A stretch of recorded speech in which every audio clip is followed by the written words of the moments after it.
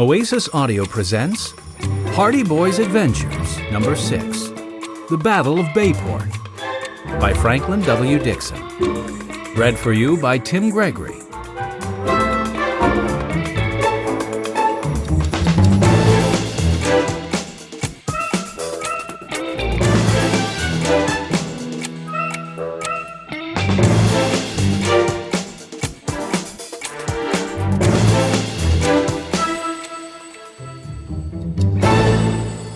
Chapter 1.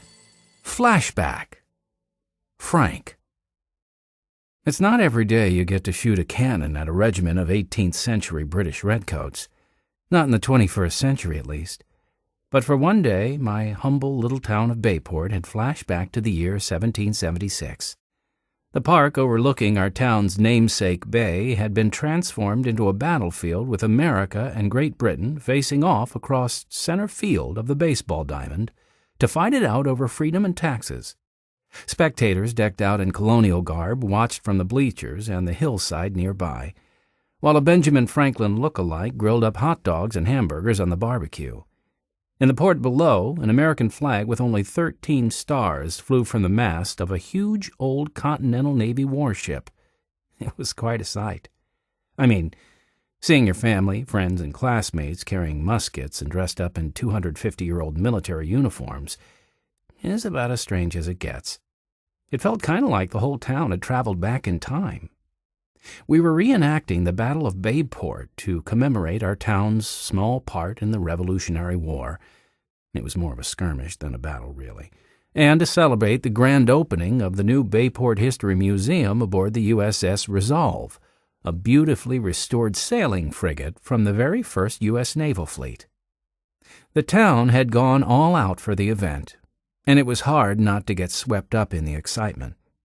Just about everyone in Bayport had turned out, and many of them were participating, my brother Joe and I included. The Revolutionary War had always been one of my favorite subjects. I was also volunteering at the museum along with the rest of Bayport High's Young Historians Club, so I have to admit that I felt a real sense of pride standing there in my militiaman uniform. Even Joe, who doesn't always share my more studious inclinations, had to admit that any event where you got to fire a real musket was pretty cool. "Freedom Schmeedum!" Joe yelled at me from across the field, apparently getting into character as a redcoat rifleman. "That's the last time I let you have the last donut, you ungrateful colonial freeloader!" Okay, so maybe Joe wasn't taking the reenactment as seriously as I was, but we weren't really here to fight over donuts. This was a celebration. Last year, the Bayport Historical Society found a whole stash of Revolutionary War armaments buried in the Resolve's collapsed cargo hold when they started restoring the ship. There were crates and crates full of muskets, sabers, uniforms, and all kinds of other stuff. They even found the large colonial flag now flying from the Resolve's tallest mast, and military correspondence from General George Washington himself. It turns out the Resolve had been transporting supplies and marching orders to Continental troops in the South back in 1776 when the ship was attacked off the coast by the British fleet and run aground.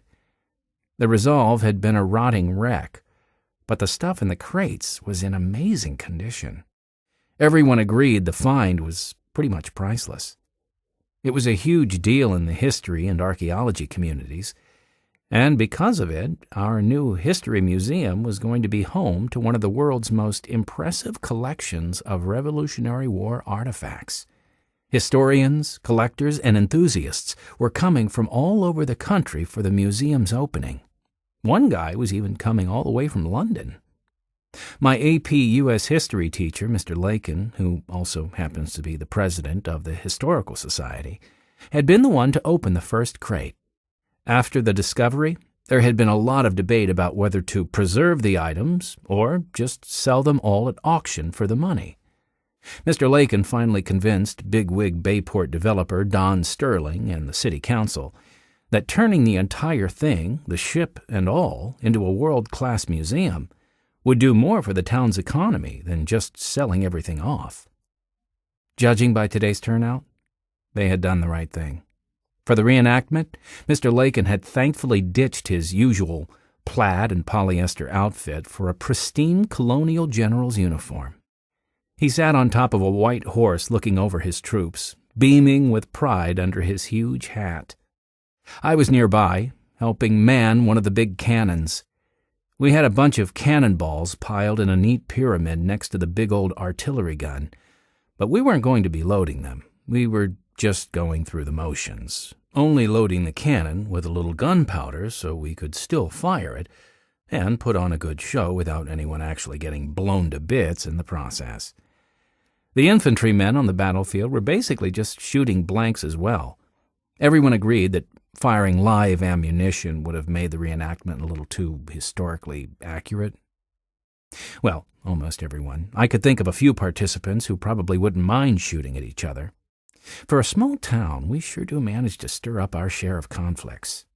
Joe and I have witnessed plenty of them firsthand in our unofficial capacity as Bayport's foremost unlicensed private investigators. Getting mixed up in other people's beefs is a habit, either a good one or a bad one, depending on who you ask. And us Hardy boys can't seem to shake it, no matter how hard we try to mind our own business. There were two people in particular who might like to exchange shots, Mr. Lakin and Don Sterling. The local news even did a report on how their arguments over the best way to run the museum had nearly derailed the whole project. It seemed fitting that they were now facing off across the battlefield as opposing generals. Joe and I found ourselves fighting on opposite sides of the battle as well. While I was behind the front line manning artillery for the good guys in blue, Joe was up front with the redcoat infantry's vanguard. Back in the day, the two armies had their riflemen line up right out in the open in the middle of a field, like they were getting ready to play a football game or something.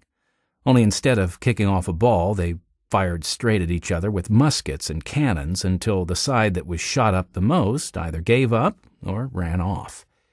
It was basically like two big firing squads having a shootout. And then sometimes whoever was left standing would charge at each other with bayonets and fight hand to hand. Pretty crazy if you ask me. Joe waved from across the baseball diamond turned battlefield and gave me a salute. I'm pretty sure patriots and redcoats weren't supposed to salute one another before the battles, but I saluted him back anyway. He was my brother, after all. Red, white, and blue fireworks burst in the air over the Resolve. It gave me chills.